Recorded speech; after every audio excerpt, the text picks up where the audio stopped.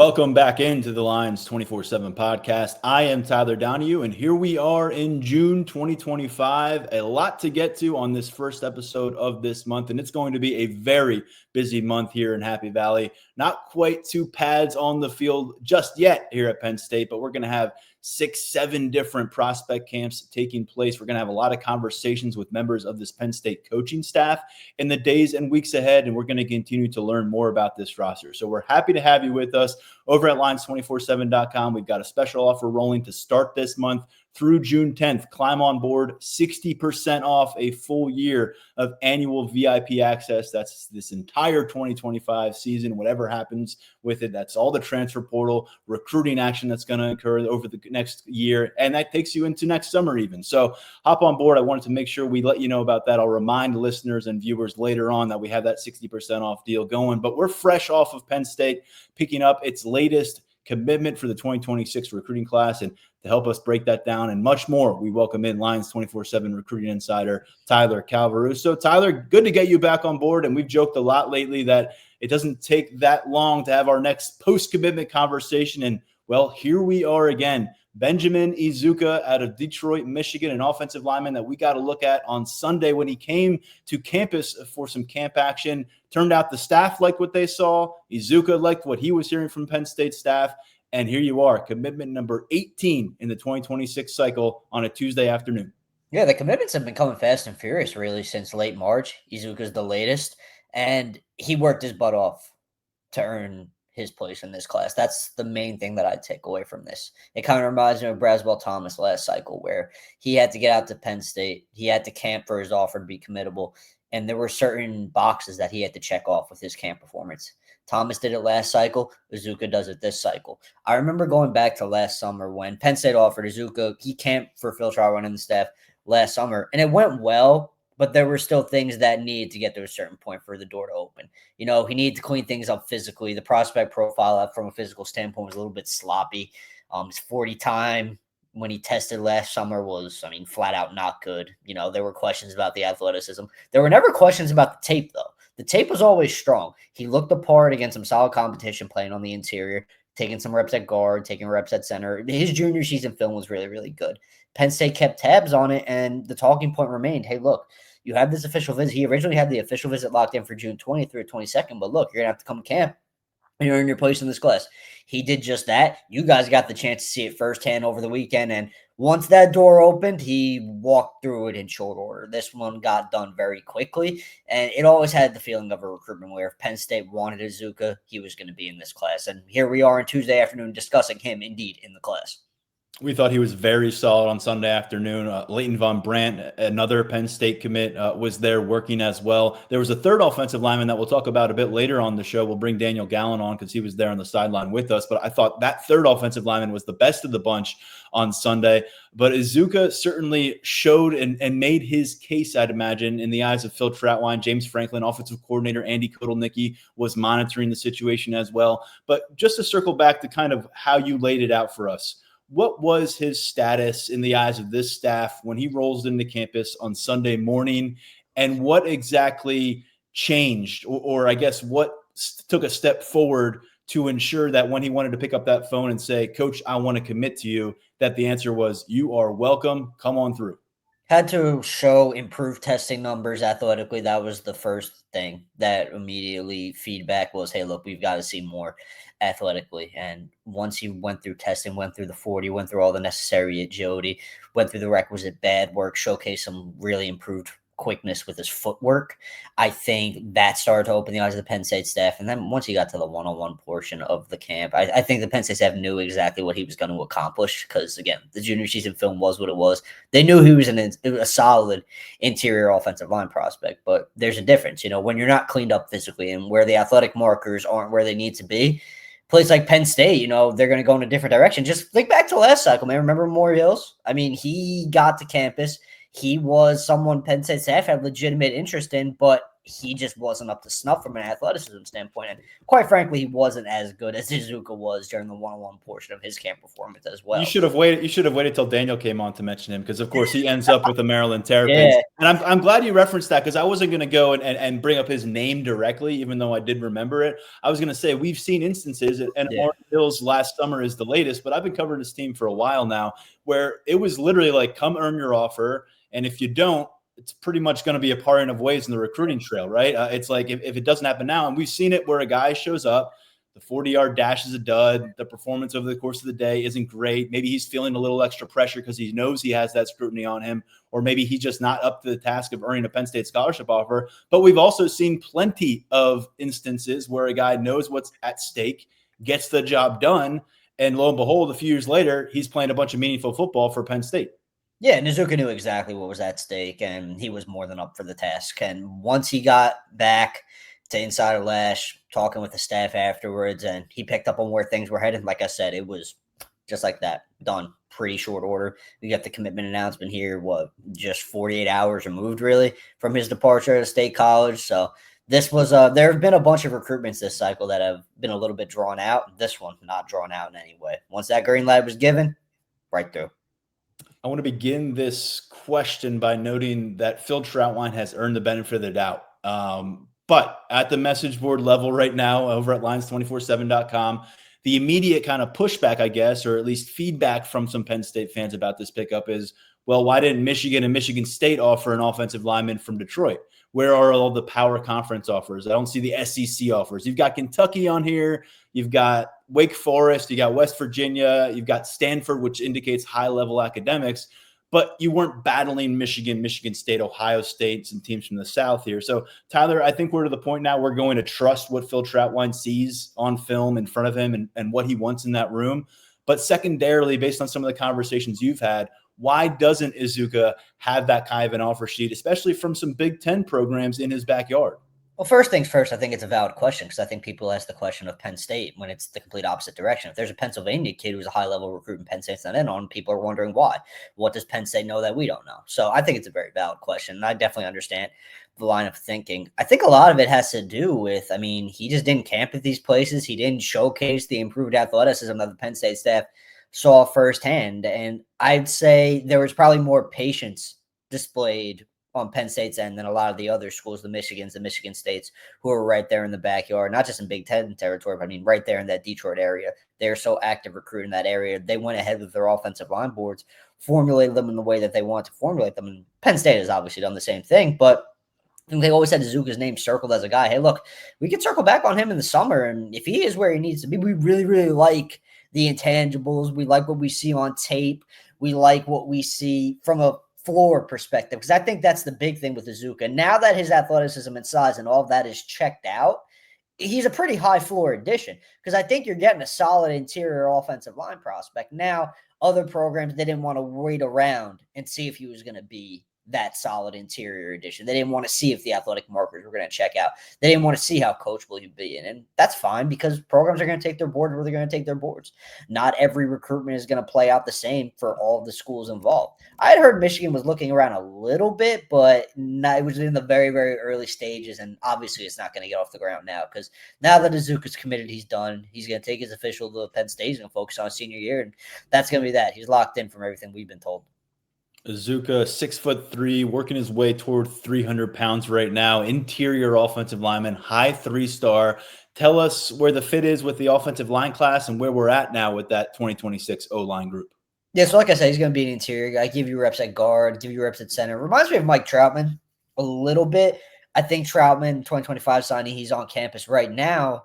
I think he offers a little bit from the length perspective. I think Troutman was a little bit longer coming out, but it's not an issue for Eziuka. He is where he needs to be in that regard. So now you've got 2 tackle additions in the class, Kevin Brown and Rosalie Lubintis, and you've got Eziuka on board. So where do things go from this point on? It's going to be a monster weekend for Phil Troutwine coming up June 6th through the 8th, this official visit weekend. There are going to be a lot of top targets on the offensive line, specifically at tackle.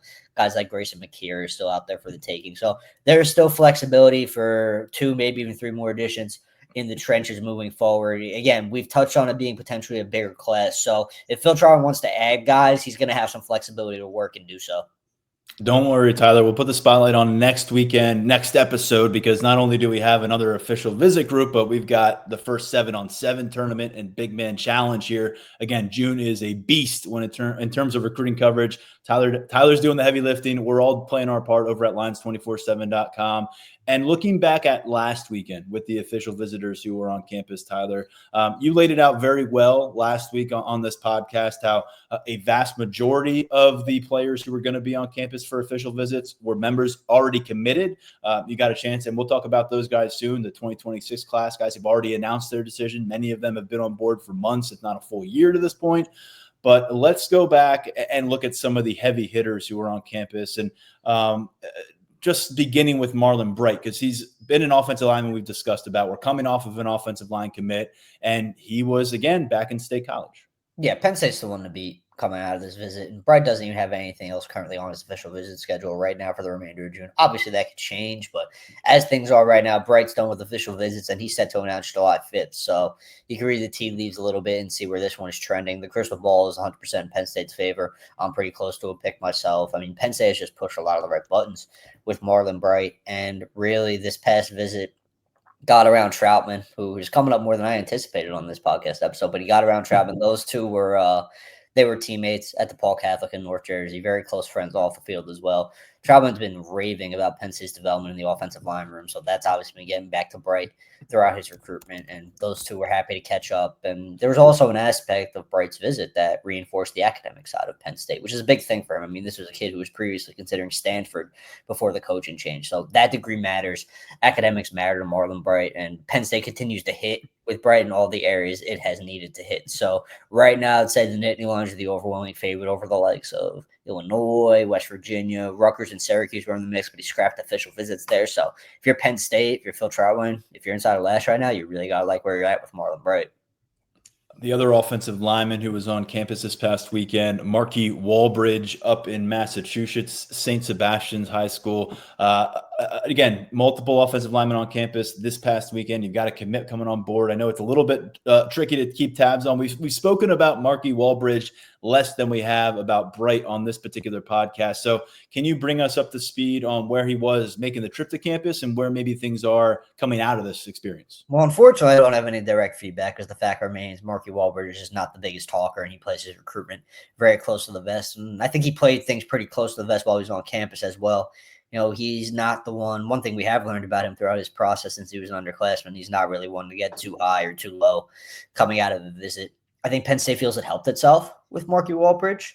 I think the Nittany Lions, they've felt for a while like they've had a legitimate chance. I think that notion was reinforced during the official visit. Now, was this official enough to knock off a school like Michigan, who has long profiled as a top choice for Marky Walbridge? I really can't say that because the feedback from that side, again, it has just been so minimal. You know, there has not been much to go on from Walbridge or his camp. So it's one of those recruitments where it's rare these days just because the influx of information that we usually have available to us, it doesn't exist here. So there are a lot of different outcomes in this recruitment that wouldn't necessarily surprise me. I mean, Alabama is a school that I mentioned last week when I wrote my decision primer for Walbridge that, hey, look, they don't have an official visit locked in right now, at least to our knowledge, but don't sleep on them. So I think the Crimson Tide are in that race. Would it surprise me if Walbridge stayed home and played at Boston College? No, it wouldn't. Would it surprise me if he went off to Madison, played at Wisconsin because the Badgers have done a good job with him? No, it wouldn't. Would it surprise me if the Michigan crystal ball pick held up? No, it wouldn't. So there are a lot of different directions this one can go. But from what we can say, from what we've been able to track down, Penn State does feel as it has helped itself, and it remains in the thick of this race moving forward. That's the initial round of feedback we've gathered. In both of these cases, are we talking about tackles? Are we talking about position versatile guys with both Walbridge and Bright? Yeah, those guys would be tackles. I don't think they are potential swing interior guys. I think if anyone's more like that, maybe it's a Rosebean Lubintis, but I think Bright and Walbridge are earmarked for the outside at the next level, no matter where they land, really.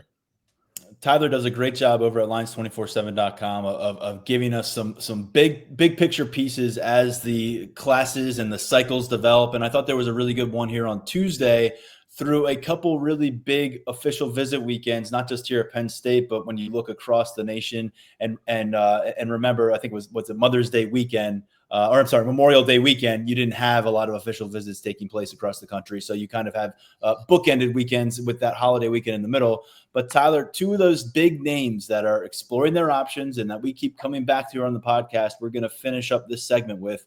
First off, a premier cornerback out of the state of Maryland, Kari Adams. What do we need to know about where things stand through these first few weeks of official visits? I think Adams probably has a little bit more of an open mind moving forward than he did before he took the South Carolina official visit this past weekend. And I'm not sure it was necessarily anything South Carolina specifically did, but I think getting out and seeing somewhere other than Penn State, because, Adams, he bookended trips to State College. He was there towards the end of spring practice. That was the final spring practice visit he made. And then his first official visit was to Penn State. So he had seen a lot of Penn State, had a lot of exposure to the Penn State staff. And I think the Nittany Lions are still in a very, very good place in that recruitment. But I think getting to a place like South Carolina and seeing more of what can be offered elsewhere in terms of just overall experience and, just NIL's part of it as well.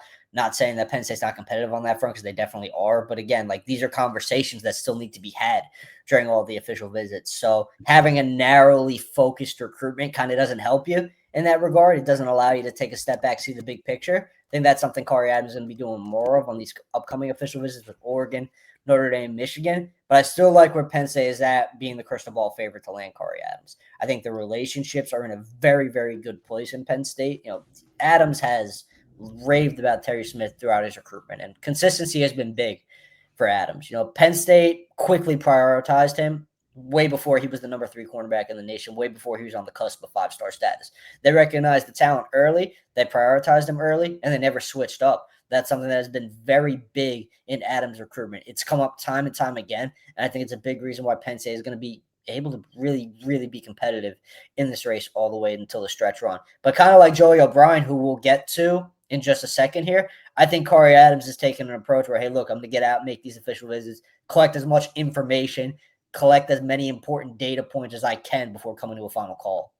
And I hate to say it, but we've said it before, collect as many NIL bids as you possibly can. I'm not putting words in or thoughts in that young man's head or mouth, but you're collecting your financial opportunities here as well. It's new age for college football. That's what you got to do as a top tier recruit. And speaking of top tier recruits, you mentioned him. He's another top 50 prospect in our rankings at 247 Sports. He is number 1 on the list of Pennsylvania prospects, and he's seemingly been a weekly topic of conversation here on the Lions247 podcast. Joey O'Brien, as we get rolling in June and the official visit scene heats up, what's the latest on him?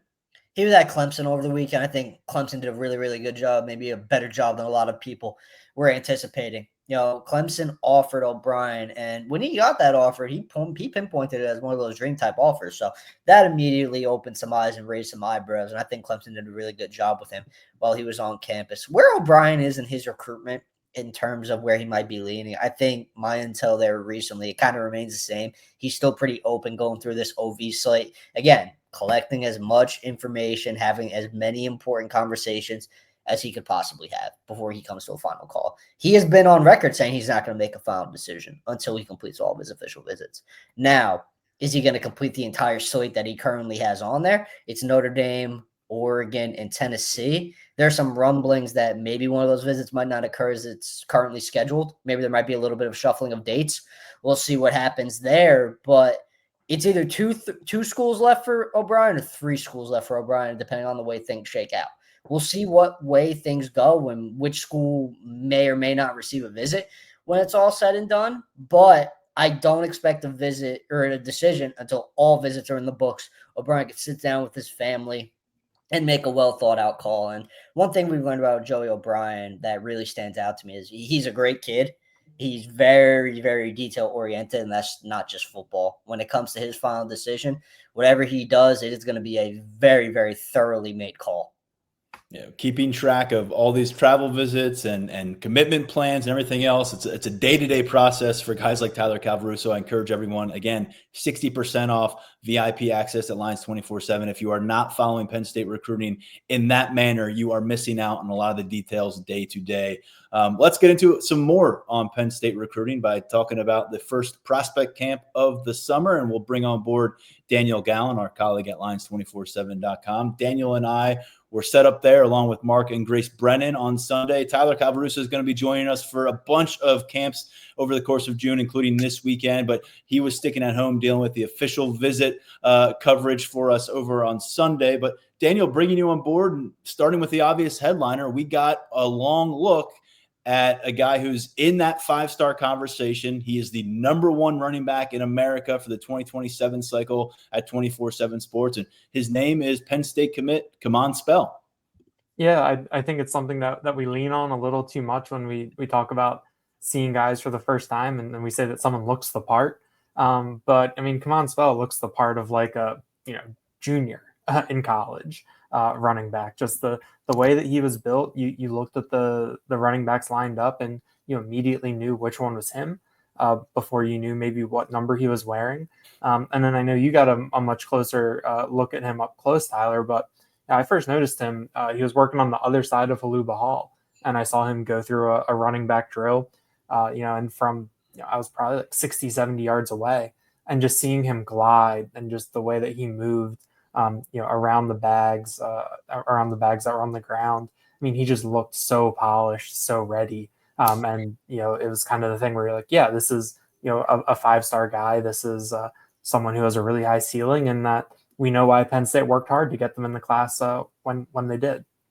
Glide is a good way to describe the way he moves around the field. I think that's very appropriate. He shared a couple test result numbers with us, which are really eye-opening. 4.3 range, 40-yard dash, 4.2 range shuttle for the Penn State staff. And he actually gave running backs coach Stan Drayton and assistant running backs coach Charles Walker credit for helping him push toward those results. They said that they've been very motivational for him, and he really enjoyed working with those guys. And Tyler, you had some reporting back in late March, early on in spring practice. Kemon Spell gets to campus, has some pretty detailed conversations with James Franklin, Stan Drayton.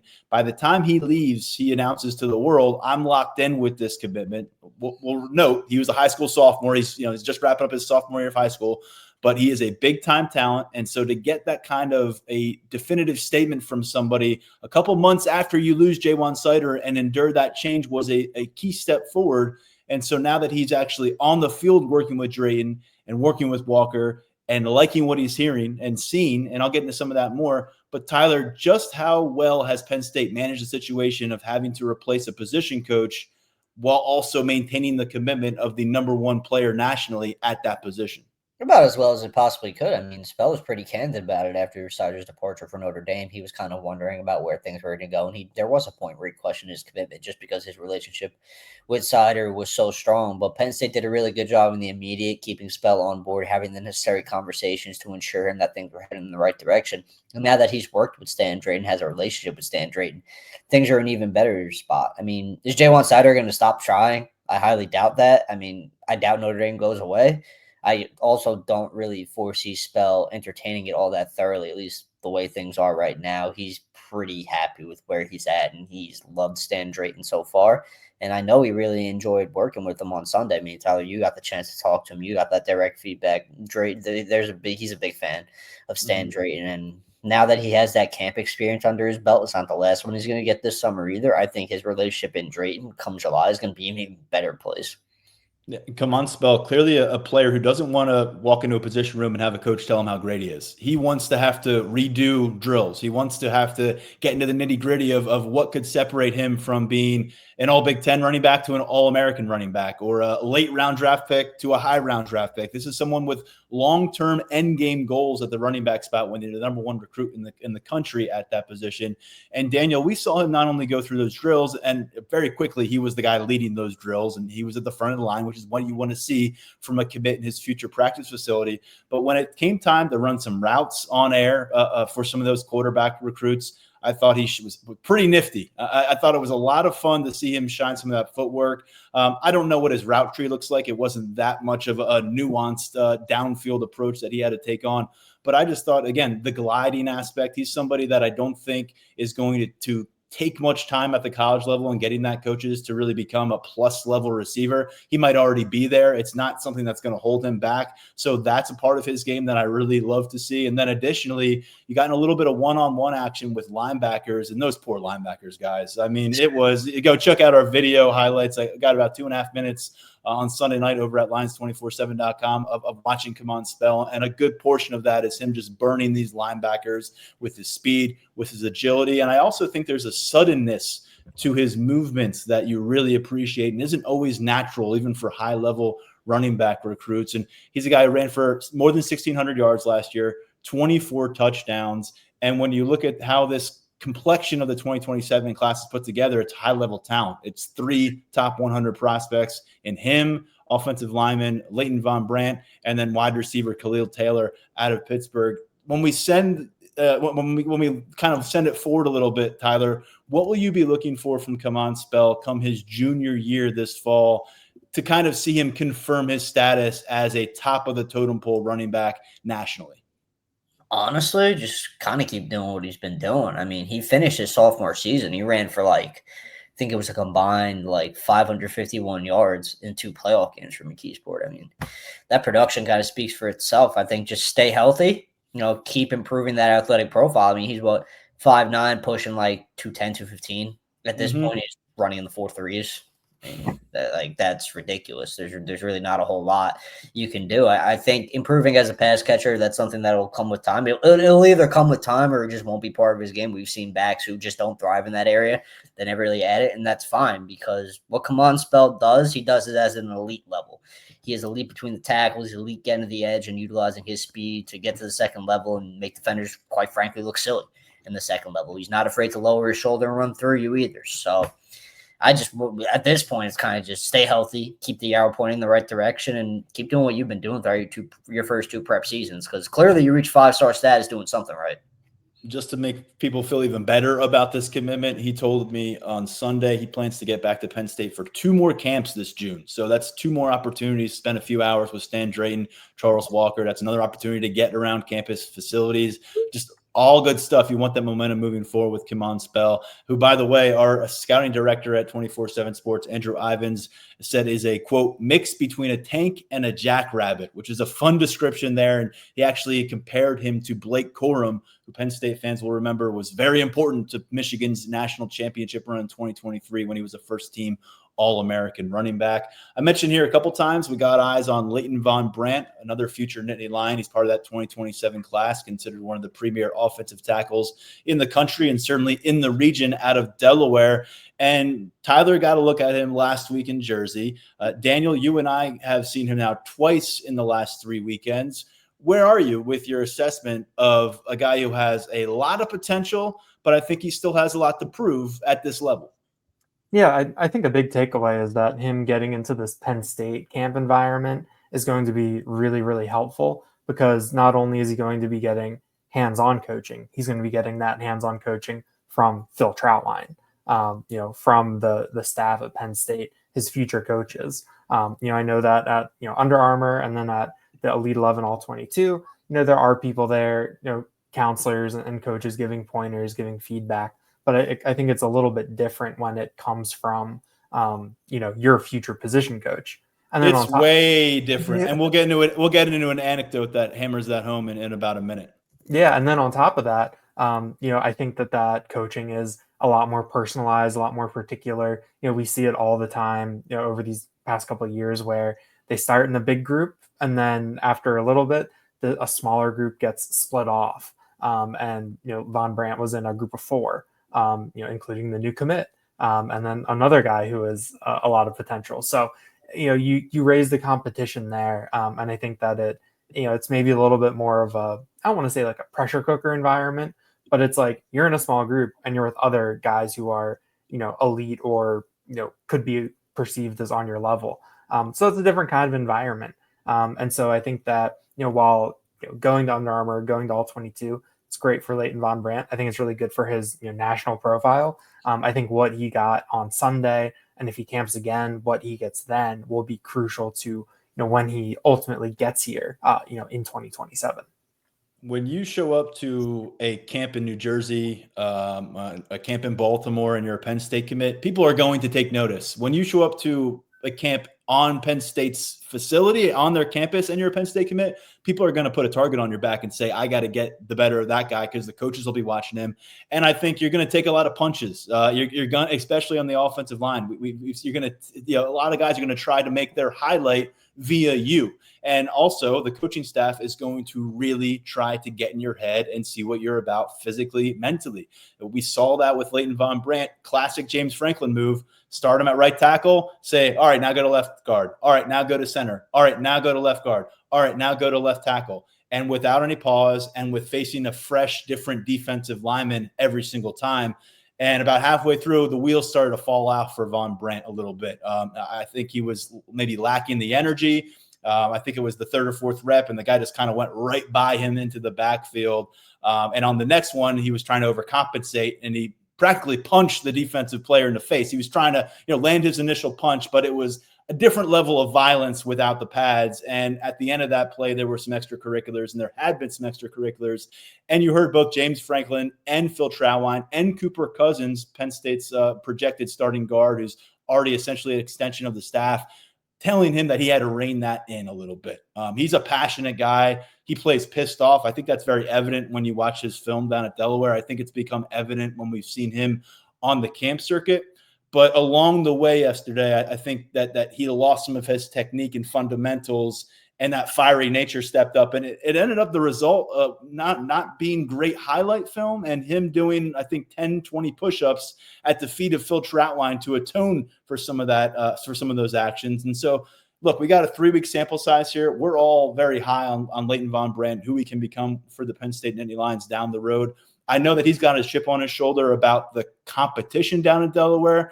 He's going to remain with his public high school program for at least his junior year. He told us that. But I don't think he'd shut the door on moving to maybe a national powerhouse type opportunity like an IMG Academy as a senior in an effort to prove himself. But Tyler, these Penn State camps are a really good chance to do that, not just for us, who cares about us, but for himself, for his ego, for the way he's viewing his for his trajectory. It hasn't really been smooth sailing for him through these camps. What do you make of where Leighton Von Brandt is in this offseason and what he can become? One of the longer offensive tackle prospects that we're going to see at any Penn State camp over the course of the summer.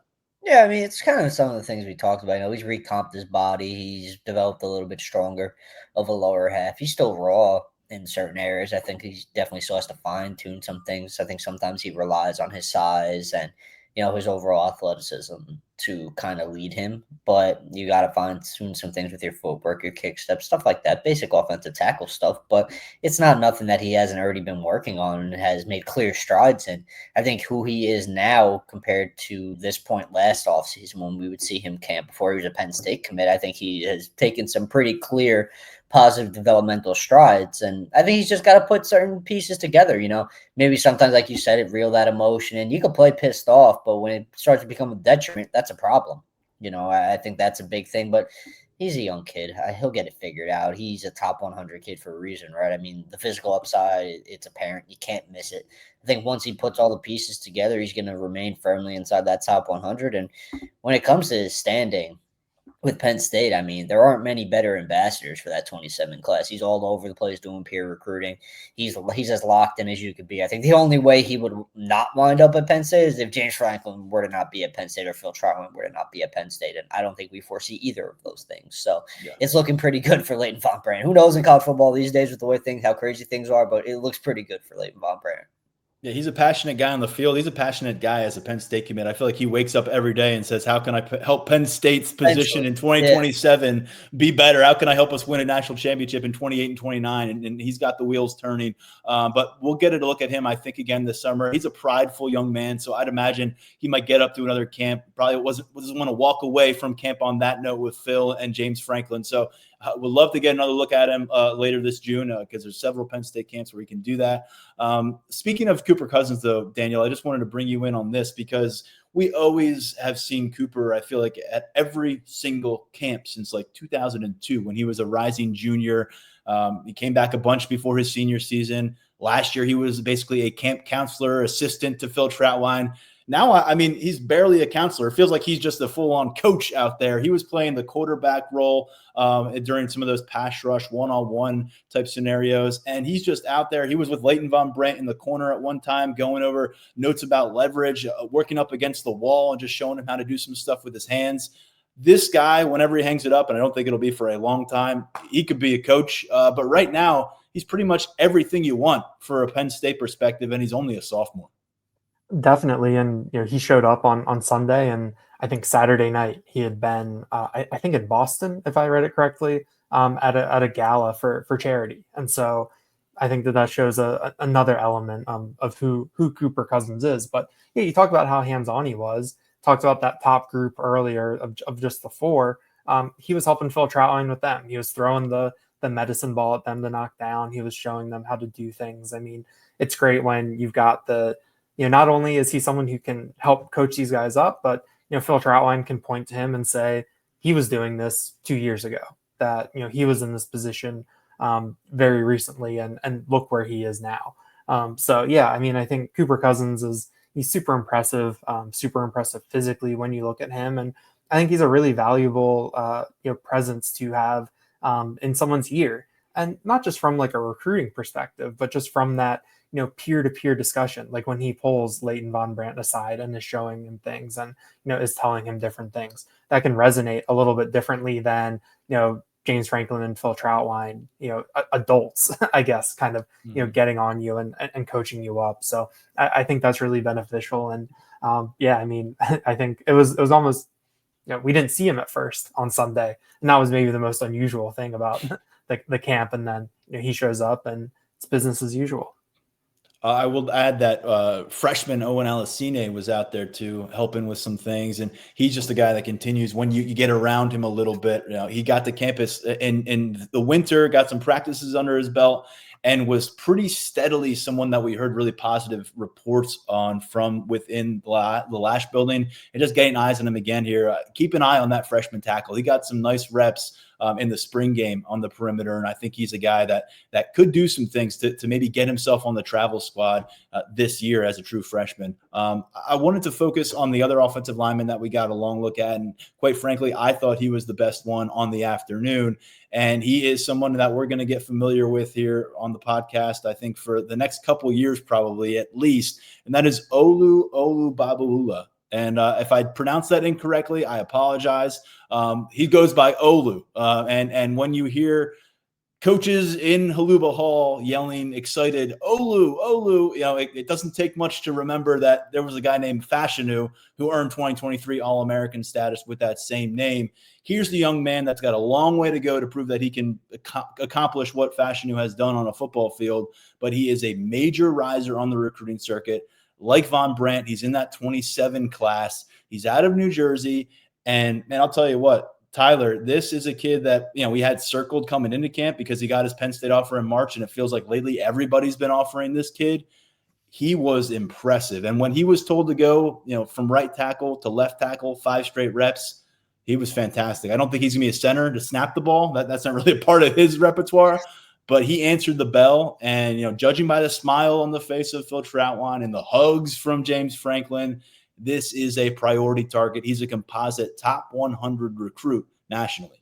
Yeah, I think there were some questions coming into camp because he was known as a pretty raw prospect. And I think there were some things Penn State wanted to see. Didn't take much viewing to realize what kind of prospect he actually is, because I remember seeing him at Under Armour, New Jersey, and I think I had my own questions as well because, the feedback was, again, big time athlete, big kid size wise, but very raw as an offensive tackle. At Under Armour, New Jersey, you saw a little bit of that, but I also saw some, glimmers of, all right, he's more refined than I might have originally anticipated him. Clearly, he put it all together on Sunday and turned in one hell of a performance. And that doesn't really surprise me, given the physical traits. Strong, moves well, he's still learning the nuances of the position. Yeah, that's all well and good, but I mean, he's still got 2 years of high school development ahead of him before he ascends to the college ranks. So he's going to have plenty of time to improve technically where he needs to improve technically. Yeah, I have him earmarked moving forward. There are a lot of priority tackles in that 27 class already emerging, and it wouldn't surprise me if he's one of them once that board I think takes its initial true form. It's monster potential in that Yeah. 27 class. I mean, we've heard Leighton Von Brandt say that he's got a crosshairs on Maxwell Hiller, who's out of Coatesville High School here in Pennsylvania, considered the number one interior offensive lineman in our assessment at 24/7 Sports. Now you throw in Olu Babalu, and with this young man, 270 pounds at 6'6", monstrous wingspan.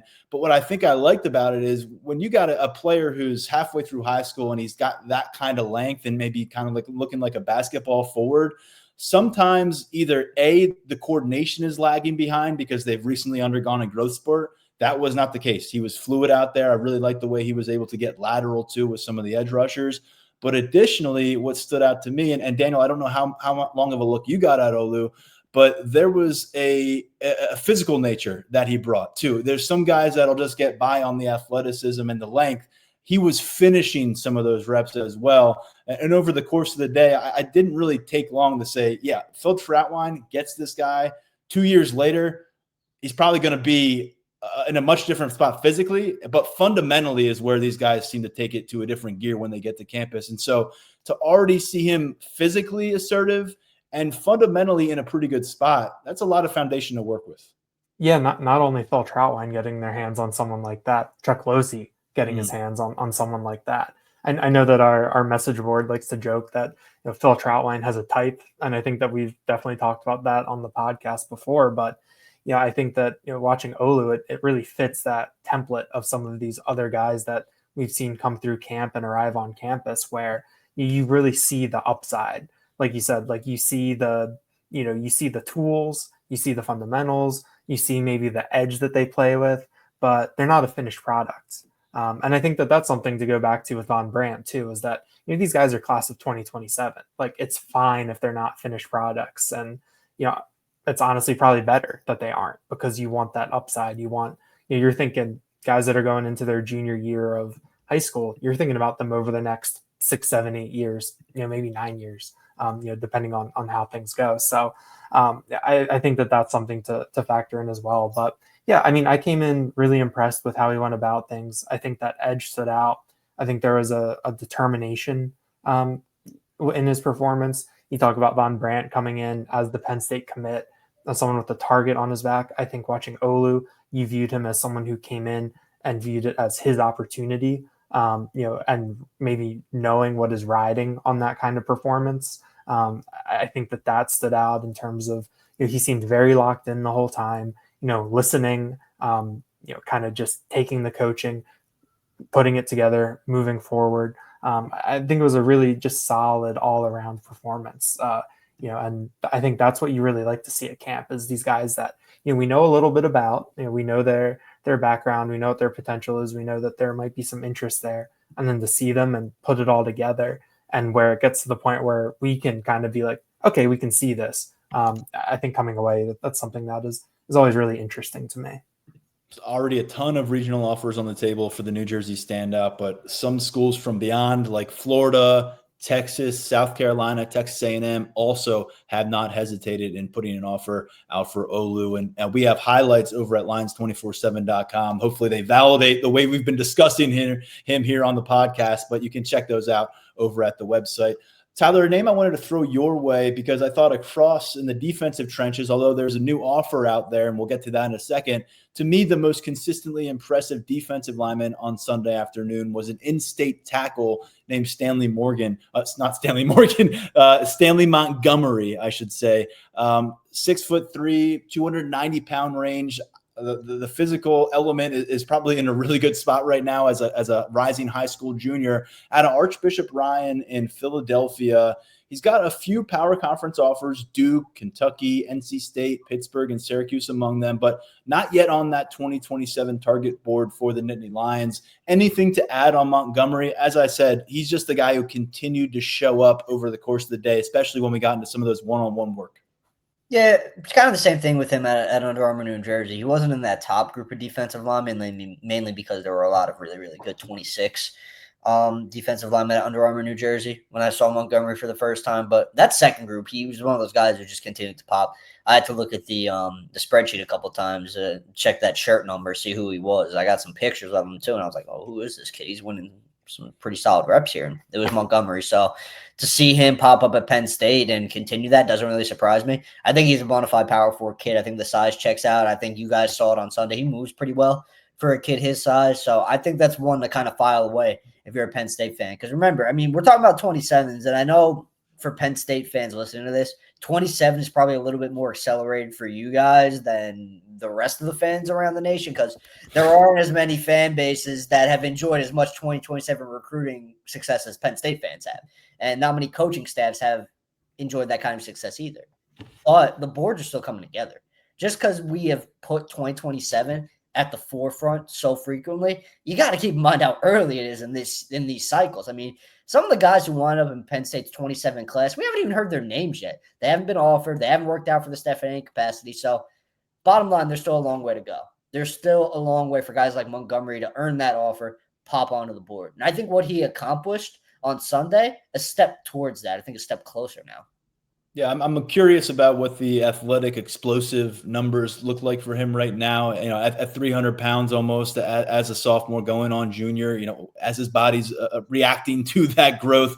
But I'll tell you what, he brought it. He had the stamina over the course of the one-on-ones, and Deion Barnes was pretty consistently complimentary of his work on the defensive line. I just want to throw it to you one more time, Tyler, before we talk quarterbacks with Daniel, because there was a new offer that went out to a young edge rusher named Cam Toomey. He called it a dream come true. What did Penn State see in him, and what kind of a young talent? We're talking 2028, so we're really going to tune out some people here. Yeah, it's probably the first time I've covered a recruit from, what was it, Saratoga Springs? I didn't see that one coming. I hadn't heard of Toomey until the week leading up to camp, and I checked him out on social media, checked out some of his early prep tape, and I was like, all right, maybe there's something here. But size checked out when he got on campus, and he was really good going up against some way more experienced offensive tackles from, I'm sure, what you guys saw and for what I've been told. So it's an intriguing 2028 offer. I mean, God, I just talked about how early it is with 27. It's even earlier with 28. But I think he's going to become a more known name in the region. I think with that kind of size, that combination of size and overall athleticism, I don't care where he plays. I think it's going to pop onto some power forward radar, especially if he camps like he did at Penn State. He's going to be at Syracuse camp. He's going to be at Buffalo camp. He's going to be at Albany camp. I mean, quite frankly, if he continues on this kind of trajectory, being where he is geographically, would it shock you if he wound up at somewhere else, a more prominent high school program within the region or nationally at some point? No, it wouldn't. I think he has that kind of upside, but we'll see where things go with him. Definitely an intriguing name. Another guy to file away on the defensive line. Yes, filing away. Speaking of that, 2030, that was our first brush with that class at camp. And yeah, that was pretty triggering for all of us, I think. Speaking of quarterbacks, is that 2030 was in the quarterback cluster. We're not going to break him down right now just yet. But Daniel, in terms of the passers that we got to look at, and that Danny O'Brien, Trace McSorley, and Andy Kotelnicki were working with on Sunday afternoon, who stood out to you? Yeah, I mean, we don't have to get into the John Darnell Jenkins right now, but I got to say, I'm not scared of 2030. Yeah, time passes. You know, it is what it is. We'll get there when we get there. But no, I mean, this quarterback group, it didn't necessarily have the same high end talent that we've seen at some of these camps. I know that this weekend, I believe Tyler has online that Peyton Falzone will be camping. That's something that will get a little bit more eyeballs. Something to really hone in on. But I thought it was a solid group of quarterbacks. A lot of 27s, a lot of 28s, younger guys that, some of whom have Power 4 offers, others who are finding their way a little bit. I really liked Austin Christian out of Fort Myers, Bishop Fero.